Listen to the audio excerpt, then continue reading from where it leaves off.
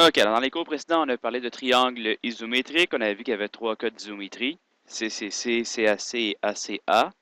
Maintenant, on parle de triangle semblable. Alors, les triangles semblables, en fait, c'est quand je vais agrandir ou réduire un autre triangle. Là, les figures semblables, de manière générale, c'est ça. Alors, par exemple, j'ai un triangle ici, trois côtés, un qui mesure 5, l'autre 7, puis le dernier 4.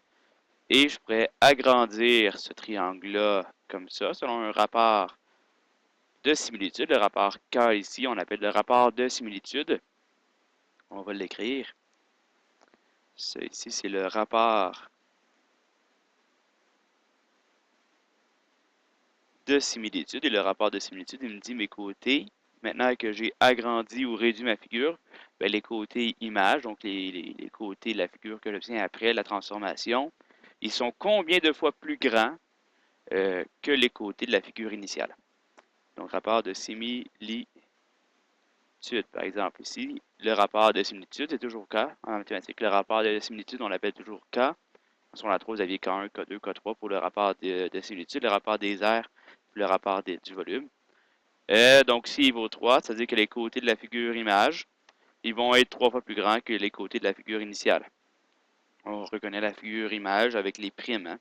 Alors, A', D' et B', ce sont les points homologues obtenus après la transformation. Ce sont les points homologues à A. Bon, B' c'est le point homologue à B. Puis D' c'est le point homologue à D. Donc, homologue, ça veut dire qu'ils se correspondent après la transformation. Alors, le côté initial, AD mesurait 7 unités. Le côté image, A'D', c'est le côté homologue au côté de 7. Ce côté-là, il mesure 21. Il est 3 fois plus grand. Même chose pour les autres côtés. Si je mettais mon rapport de similitude à 2, ben, les côtés seraient 2 fois plus grands, comme ça ici. Alors ici, ils sont 2 fois plus grands.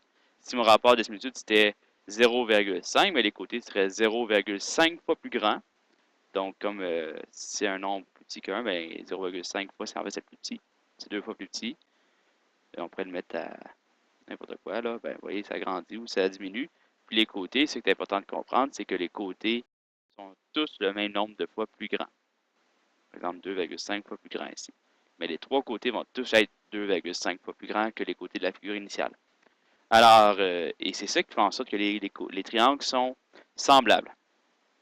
Si on regarde les angles, par exemple, ben, vous voyez ici les angles homologues. Donc, si l'angle BAD, ben, son angle homologue obtenu après la transformation, c'est l'angle B', A', D', mais ces deux angles-là en bleu, ils ont la même mesure. Puis vous référez au code de couleur, le temps pour les côtés que pour les angles.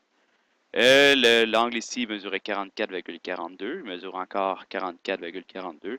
Même chose pour l'angle ici ABD qui mesurait 101,54 degrés. Et bon, peu importe c'est quoi le rapport de similitude, les angles ne changent jamais. Donc, dans des triangles semblables, les angles sont isométriques et puis les côtés sont proportionnels. Et c'est ça la définition qu'on a ici.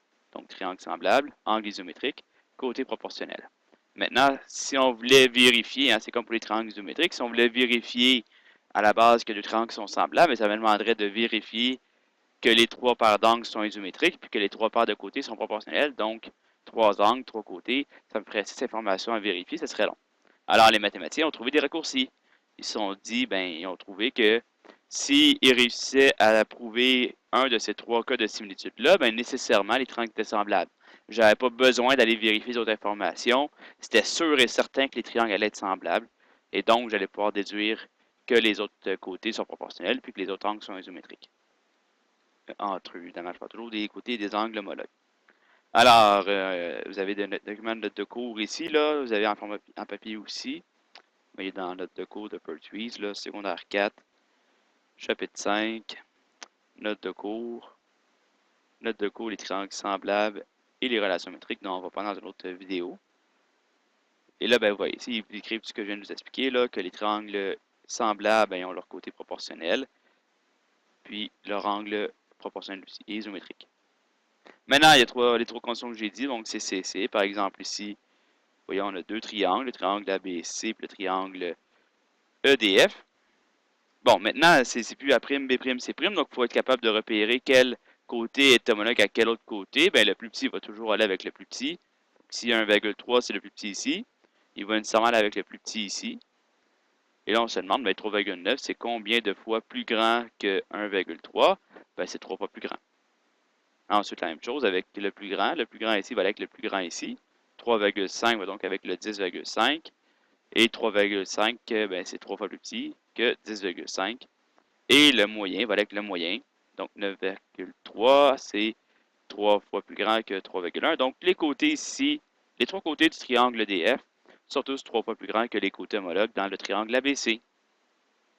Et c'est ça qu'on fait. Donc ici, on calcule les rapports de similitude, puis on prouve que, en fait, c'est proportionnel. C'est toujours égal à 3 ou à 1 tiers.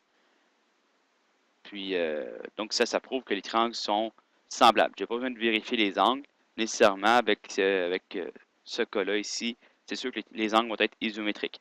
Donc, je prouve d'abord que les triangles sont semblables. Après ça, j'établis l'égalité ou l'isométrie entre les mesures des angles. Ici, hein, on a deux rapports possibles, donc dépendamment de quel côté. Absolument, pour trouver le cas, c'est toujours les mesures images, des côtés images, sur les mesures des côtés initiales. Mais ici, on ne sait pas trop c'est laquelle, la figure image et la figure initiale, donc on accepte les deux, ça peut être 1 tiers. Si on fait 3,1 sur 9,3, ça va donner 1 tiers. Mais si on faisait 9,3 sur 3,1, ça donnerait 3. C'est pour ça ici qu'il y a deux rapports, mais les deux sont possibles. Tant que vous respectez et vous comprenez ce que vous faites, ça devrait fonctionner. Maintenant, la condition minimale de similitude de C à C. Alors ici, ça nous prend deux côtés, donc il faut établir la proportion entre deux mesures de côtés homologues, deux paires de côtés de la mesure de deux paires de côtés homologues, puis l'angle qui est compris entre les deux côtés. Donc, il faut absolument que l'angle soit entre les deux. Donc ici, on a un angle de 40 degrés, ça va, on a le A. 6 cm, ben, c'est 2 fois plus grand que 3 cm. 7 cm, c'est 2 fois plus grand que 3,5 cm. Et ça fonctionne. Donc, on a deux triangles semblables. Le triangle ABC, hein, le même piège que pour les triangles isométriques. Le triangle ABC, ben, c'est pas un triangle semblable, étant donné que l'angle de 40 n'est pas entre le côté de 3 et le côté de 3,5. Ça prendrait que l'angle, il faut que ce soit cet angle-là ici qui mesure 40 degrés. Pas lui. Alors, il faut toujours que l'angle soit entre les deux paires de côtés proportionnels. Sinon, ça ne marche pas. Et le troisième cas, le dernier, c'est AA. Donc, en fait, c'est le seul qui est différent des cas d'isométrie. Dans le cas d'isométrie, on avait A, CA. Maintenant, c'est seulement AA. Sauf que remarquez que le C, il ne veut pas dire la même chose. Hein? Dans les triangles isométriques, le C voulait dire que les côtés proportionnels étaient isométriques.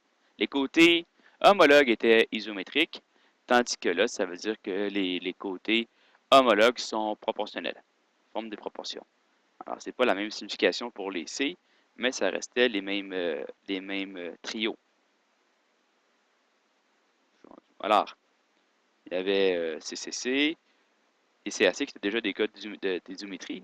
Et là, AA, c'est un cas de similitude seulement. Je ne peux pas prouver l'isométrie entre deux paires de triangles seulement avec des angles, mais je peux prouver leur similitude. Donc ici, par exemple, on a deux angles. Et en fait, c'est celui qui va arriver le plus souvent. Hein? AA, c'est celui qu'on utilise le plus souvent. Mais en général, dans les exercices, vous allez voir, il revient clairement plus souvent que les deux autres.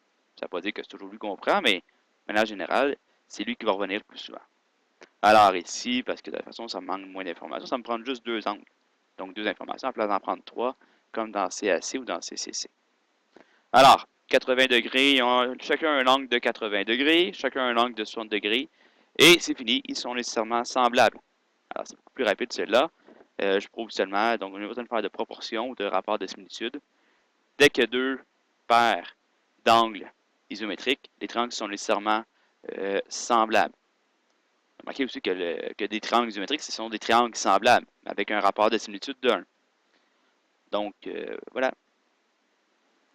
On sait aussi que le troisième angle va être nécessairement isométrique parce que, comme la somme des angles va donner 180, ben, il n'y a seulement qu'une mesure possible pour l'angle PRN et TUS. Alors, je récapitule. Triangle semblable des angles isométriques des côtés proportionnels. Et il y a trois cas de similitude. CCC, CAC et AA. Sauf que là, c'est la proportion entre des côtés, entre les mesures des côtés.